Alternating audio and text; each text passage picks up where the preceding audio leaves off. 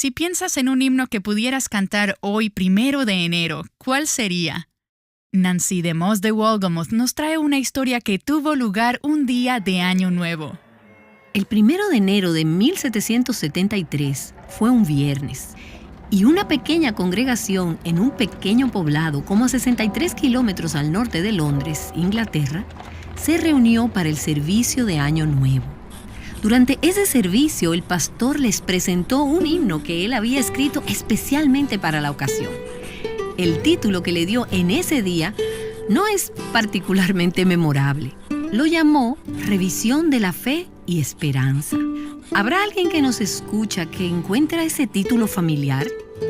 Tal vez lo cantaste en la iglesia el domingo pasado.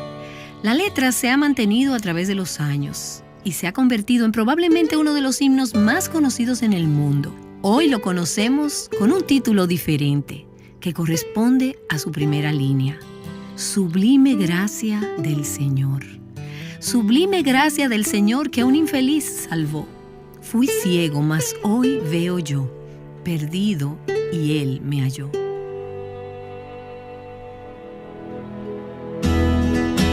Estás escuchando Aviva Nuestros Corazones con Nancy DeMoss de Wolgemuth en la voz de Patricia de Saladín.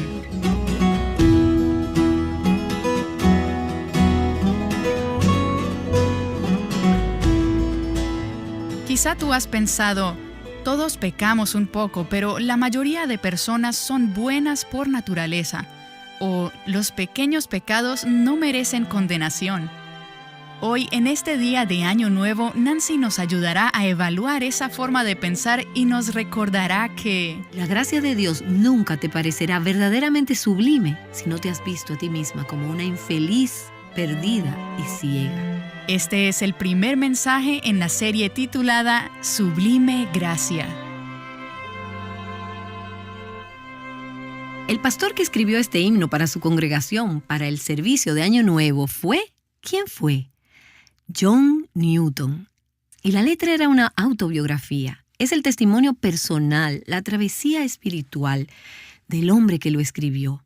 Un hombre que había experimentado la sublime gracia de Dios personalmente. Newton nació en Londres en el año 1725, era hijo único. Su madre murió de tuberculosis 2 semanas antes de que él cumpliera 7 años. Ella era una mujer piadosa y lo llevó a la iglesia, le enseñó las escrituras y le enseñó acerca del Señor. Pero después de su muerte, John fue enviado a un internado por 2 años y luego fue a vivir con la nueva esposa de su padre. Su padre era un capitán de barco, era un hombre severo y menos religioso que la madre de John. Cuando John cumplió 11 años, comenzó a acompañar a su padre en sus travesías por el mar. Pronto comenzó a sentirse a gusto con el vocabulario rudo y el estilo de vida de los marineros. John vivió una vida salvaje, descuidada y libertina, y finalmente terminó sirviendo en un barco de esclavos.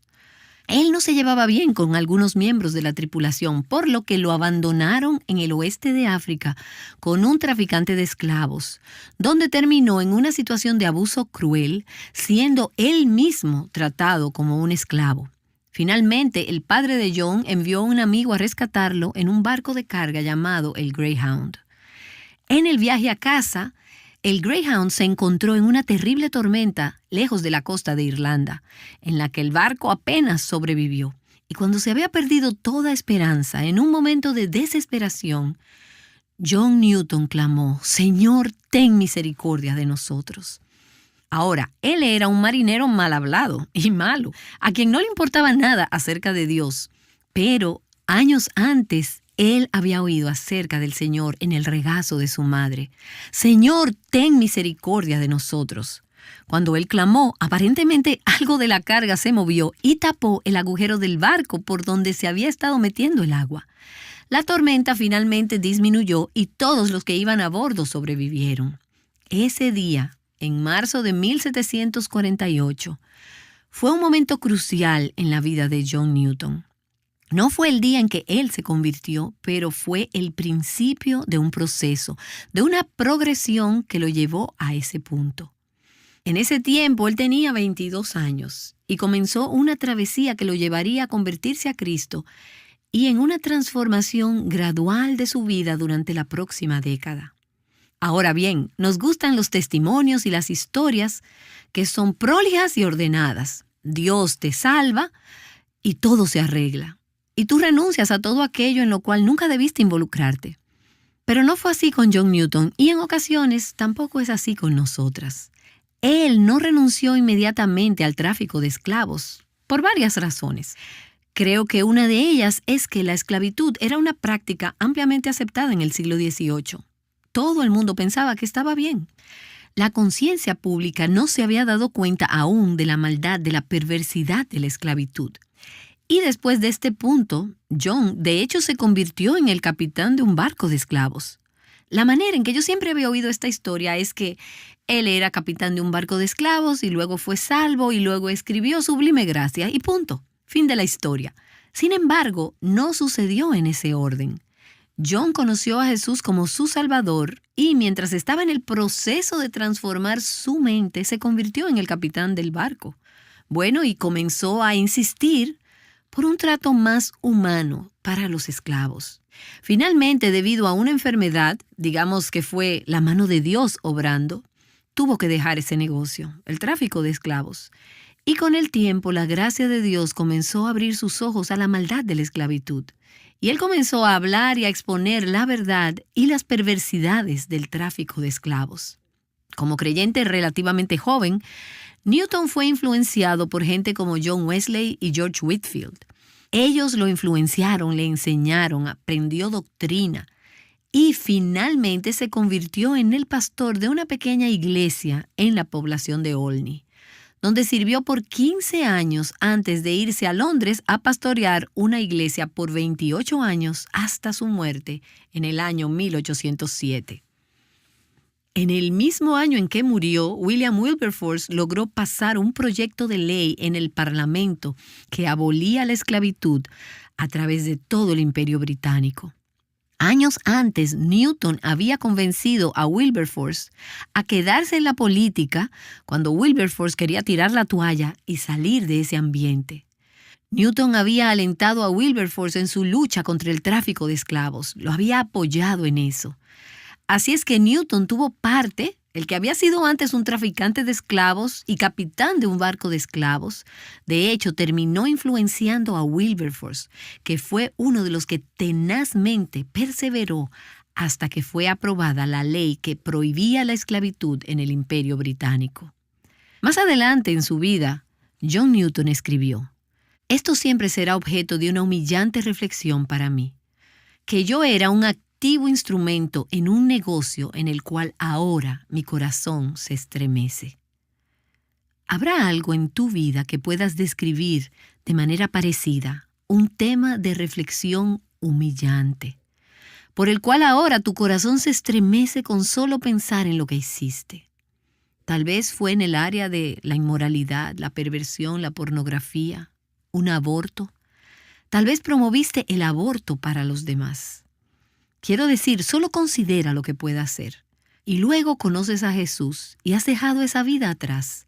Pero tu corazón ahora se estremece con solo hacer esta reflexión humillante de lo que hiciste antes de conocer a Cristo. Y antes que aquellas de nosotras que conocimos a Jesús en una edad temprana y fuimos criadas en una familia o en un estilo de vida que no nos permitieron esas cosas, antes de que nos sintamos muy santas, recordemos que cualquiera de nosotras pudo haber cometido esos pecados si no hubiera sido por la mano preservadora y el cuidado de Dios que nos lo impidió. Y quizás te preguntes, ¿por qué Dios no me guardó? ¿Por qué Dios no guardó a John Newton de aquellas cosas? Había una historia que Dios estaba escribiendo. Y en la sabiduría y en la soberanía de Dios, Él escribió esta historia a partir de esas reflexiones humillantes que Newton tenía cuando pensaba sobre su pasado. Newton nunca olvidó las maneras horribles en que él pecó contra Dios y contra otros, antes de que su vida fuera transformada por el Evangelio, pero pudo experimentar libertad de la culpa y de la vergüenza de su pasado, gracias a la sublime gracia de Dios. Él nunca olvidó la maravilla de esa sublime gracia. Siempre tuvo un profundo remordimiento por lo grande de su pecado, pero también tuvo un gozo profundo por la grandeza de la gracia de Dios. Y pienso en mi papá, así como pienso de John Newton. Sus tipos de pecados fueron diferentes, pero antes de venir a Cristo por la fe, mi papá fue un hombre pródigo, salvaje, libertino, despilfarrador, irresponsable y rebelde, y cosechó mucho fruto salvaje. No lo conocí en esos años. Él no se casó con mi mamá y empezó en nuestra familia, sino hasta después que se convirtió. Pero cuando nos hablaba de esos años se ponía sensible. Era triste para él reflexionar acerca de dónde había estado en su vida, el daño que había causado y las relaciones que había roto antes de que la gracia sublime de Dios lo encontrara. Él se lamentaba por todo eso, pero no vivía esclavizado a la vergüenza o a la culpa por su vida pasada. Él recibió agradecido la sublime gracia de Dios y nunca dejó de maravillarse por el hecho de que Dios lo hubiera salvado. De hecho, uno de sus versículos favoritos era el Salmo 34, en el versículo 6, donde él dice: «Este pobre clamó, y el Señor le oyó, y lo salvó de todas sus angustias». Él se veía a sí mismo como un hombre sin esperanza y desamparado, fuera de la gracia de Dios, pero que había sido rescatado por esa misma gracia de Dios.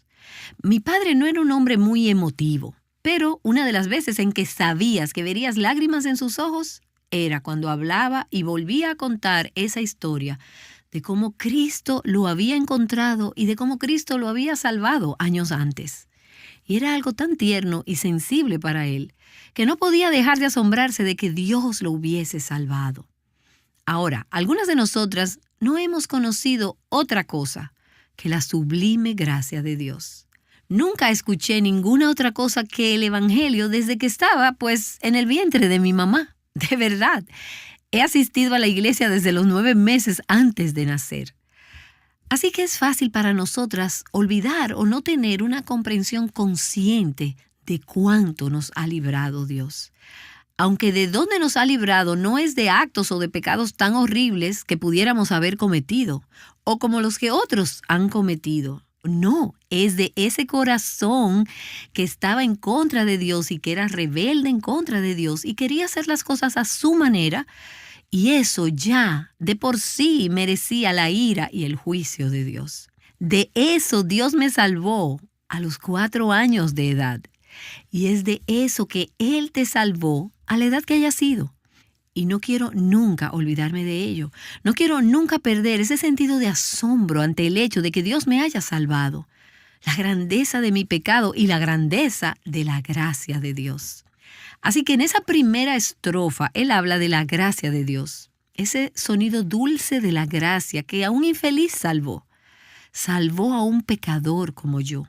Newton entendía que era un vil pecador, un infeliz separado de Dios, completamente incapaz de cambiar su vida o de ser salvo a no ser por la intervención divina. Él no podía salvarse a sí mismo. Ahora, algunas en nuestra era sofisticada se oponen a este tipo de vocabulario. Esta es la era de la autoestima. ¿Y tú le estás llamando infelices a las personas? ¿Qué es lo que estás haciendo con su autoestima? Vas a destruirlas, pobres criaturas. Suena como a odio hacia uno mismo. En nuestros días no resulta popular hablar de la pecaminosidad del hombre, llamarnos ciegas a nosotras mismas, infelices, perdidas, porque hacemos demasiado hincapié en nuestra propia autoestima y en la bondad innata del ser humano. Y puedes oír de esto entre políticos, líderes mundiales, celebridades famosas y personas muy conocidas que hablan de la bondad innata del hombre. Si las personas supieran más, se conducirían mejor y harían las cosas mejor. Tenemos que educarlas, tenemos que darles más oportunidades. Su problema no es el pecado, su problema es la pobreza. Su problema no es el pecado, su problema es lo que otros les han hecho. Y con esa forma de pensar, creemos que podemos salir adelante sin la ayuda de nadie. Si tan solo tenemos la determinación y la voluntad suficientes para hacer el esfuerzo, podemos vencer todo obstáculo para salvarnos a nosotras mismas. Y es por eso que algunas versiones modernas de este himno han reescrito la segunda línea. Y en lugar de decir que un infeliz salvó, En algunos himnarios puede leerse que me salvó y me fortaleció, o que salvó un alma como la mía, o que me salvó y me liberó. Ahora bien, todos estos también son sentimientos nobles, pero hay algo realmente precioso en el pensamiento de que Él salvó a una infeliz como yo. Y nuevamente, para aquellas de nosotras que conocimos a Jesús a una edad temprana, es importante que consideremos este asunto, porque fácilmente no tenemos un sentido de nuestra depravación total. Fuera de la gracia salvadora de Cristo, mi padre tenía una percepción de eso. John Newton tenía una percepción de eso, porque había sido capitán de un barco traficante de esclavos, por favor. Y mi padre había estado en relaciones rotas, era un apostador y estaba involucrado en un montón de actividades pecaminosas de todo tipo. Pero para aquellas de nosotras que nunca hicimos ese tipo de cosas, que nunca tuvimos una aventura amorosa o nunca miramos pornografía, nunca nos hemos practicado un aborto, nunca nos involucramos en el tráfico de esclavos, ¿qué es lo que tenemos para que la gracia sea tan sublime? Quiero que me escuches con cuidado. Si no estás consciente de la grandeza de tu pecado delante de un Dios santo, nunca te sentirás maravillada por la grandeza de su gracia. El Nuevo Testamento no será una buena noticia si no has leído el Antiguo Testamento y si no has experimentado la maldición, la justa ira de Dios y su juicio contra el pecado y los pecadores. Cuando lo has experimentado así, llegas al final del libro de Malaquías, al último versículo del Antiguo Testamento, y habla de una maldición que viene sobre la tierra y la pecaminosidad del hombre. Y entonces llegas al Evangelio de Mateo, el Evangelio de Jesucristo, el Hijo de David, y dices, ¡wow! Esta sí es una buena noticia. ¿Por qué? Porque entendemos que tenemos algo por lo que necesitamos ser salvadas. Si piensas que eres una buena persona, de bondad innata, que haces todo bien, si tienes todo tipo de autoestima y una gran imagen de ti misma, ¿para qué necesitarías a Jesús? ¿Para qué necesitarías de la gracia? Por eso es importante que estudiemos la doctrina bíblica del pecado, la pecaminosidad del hombre y lo que eso significa, que desde el vientre estamos inclinadas a ir en contra de Dios. Hoy en día muchos no pueden o no quieren reconocer la profundidad o el alcance de nuestra pecaminosidad, de nuestra depravación. Y la gracia de Dios nunca te parecerá verdaderamente sublime si no te has visto a ti misma como una infeliz, perdida y ciega. De hecho, el apóstol Juan en el libro de Apocalipsis habla sobre aquellos que creen que hacen todo bien, comparándose con todos estos otros pecadores allá afuera. Y él dice, estás ciego. Piensas que puedes ver, crees que estás bien vestido, crees que eres rico. Y no te das cuenta que eres ciego, pobre, infeliz, desnudo y miserable. No ves tu verdadera condición. Y no es sino hasta que vemos nuestra verdadera condición y continuamos pidiendo a Dios que nos la muestre, que podremos ver las sublimes riquezas de su misericordia y su gracia. Bueno, y como vemos en la vida de John Newton, podemos ver que la gracia de Dios puede salvar a cualquiera. La gracia de Dios me salvó y la gracia de Dios te salvó a ti.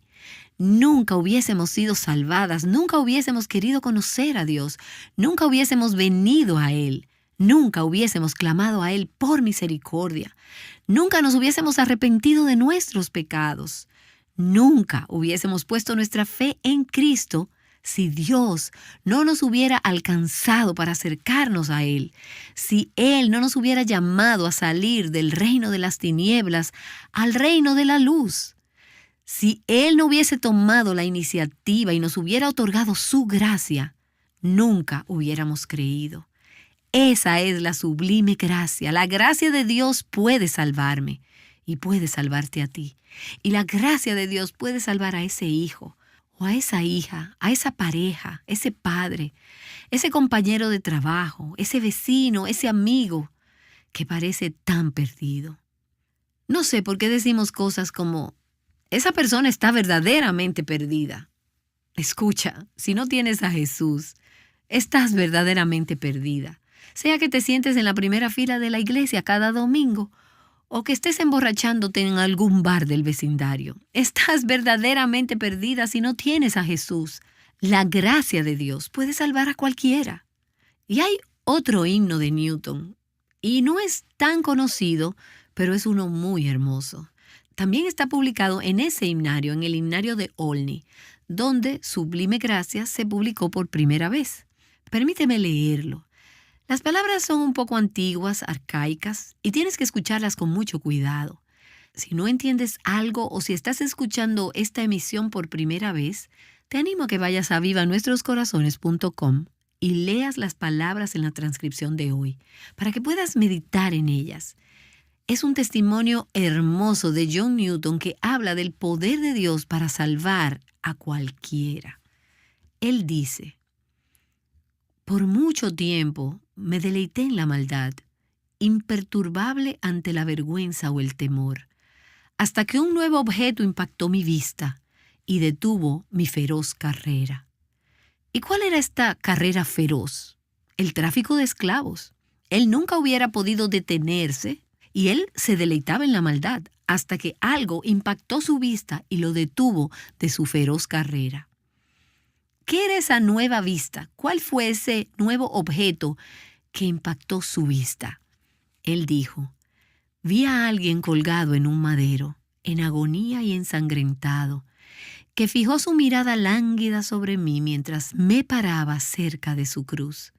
Hasta mi último respiro jamás olvidaré esa mirada.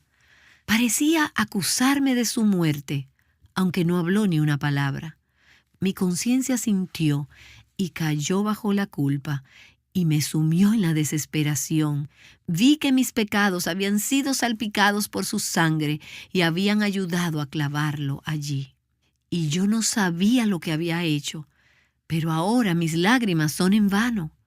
¿Hacia dónde correrá a esconderse mi alma estremecida? Pues yo he asesinado al Señor.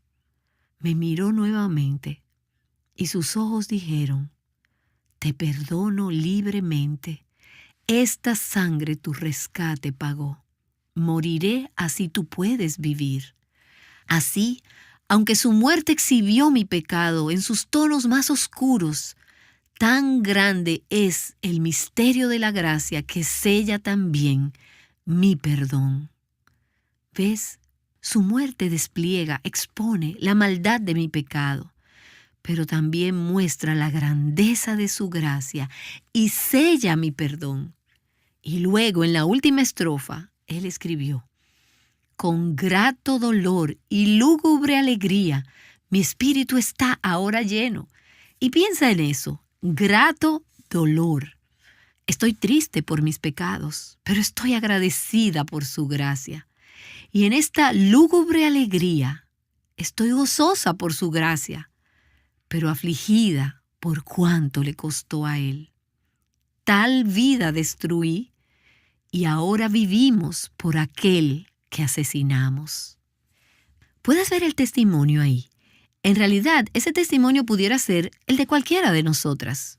Quizás no hayamos hecho exactamente lo que hizo John Newton, pero esa es la transacción que se llevó a cabo en la cruz.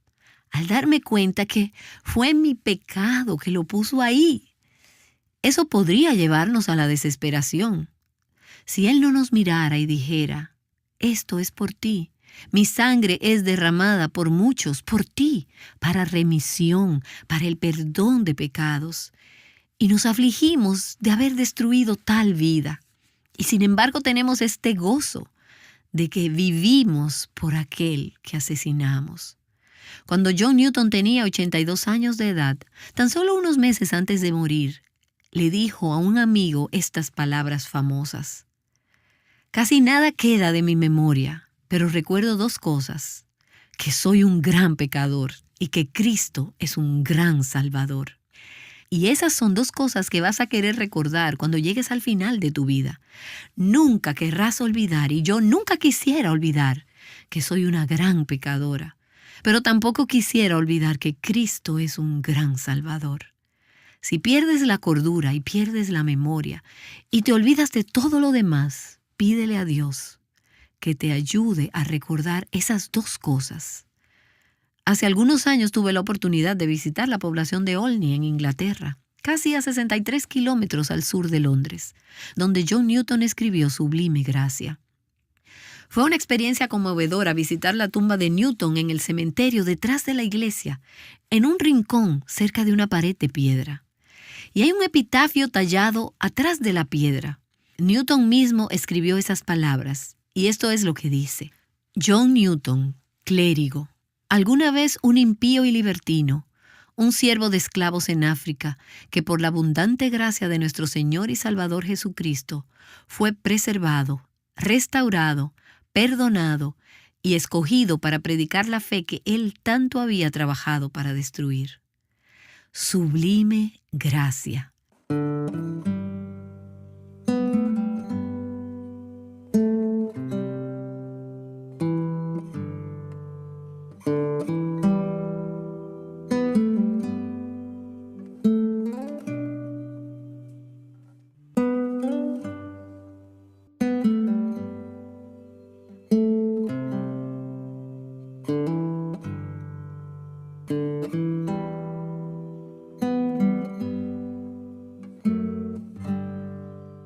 Quizás tengas algo o algunas cosas en tu pasado que te llenan de vergüenza con solo pensar acerca de ellas. Piensa en John Newton y en cómo la gracia de Dios escogió a este hombre cuando él no estaba buscando a Jesús ni estaba consciente de su necesidad de Cristo. Pero Dios le mostró su necesidad, le preservó, le restauró, le perdonó y le escogió para predicar la fe que él tanto había buscado destruir. Oh Padre, cuánto ruego que nos hagas conscientes de nuestro gran pecado y de tu abundante gracia. Gracia que es más abundante que todo nuestro pecado.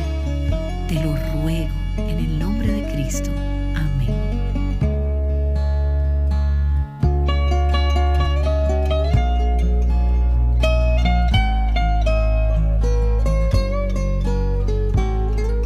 Nancy DeMoss de Wolgemuth nos ha dado el contexto de uno de nuestros himnos más conocidos y nos ha recordado que todas somos pecadoras en necesidad de esa sublime gracia. Si conoces a alguien que se beneficiará de este programa, puedes compartirle el enlace tanto del audio como de la transcripción a través de nuestro sitio web avivanuestroscorazones.com. Ese sitio web, este programa y muchos otros recursos son posibles gracias a todos aquellos que nos apoyaron con sus ofrendas y donaciones mensuales el año pasado. Así que gracias por ayudarnos a llevar la verdadera esperanza a miles de mujeres alrededor del mundo.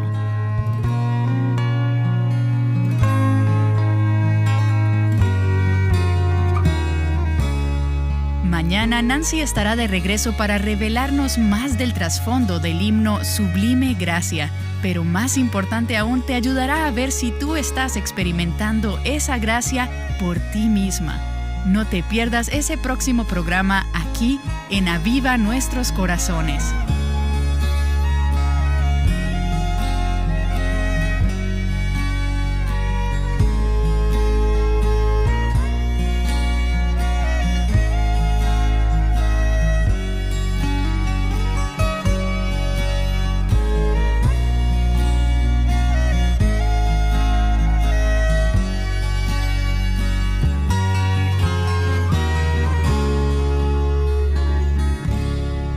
Aviva Nuestros Corazones con Nancy DeMoss de Wolgemuth, un ministerio que tú has hecho posible con tu apoyo. Es un ministerio de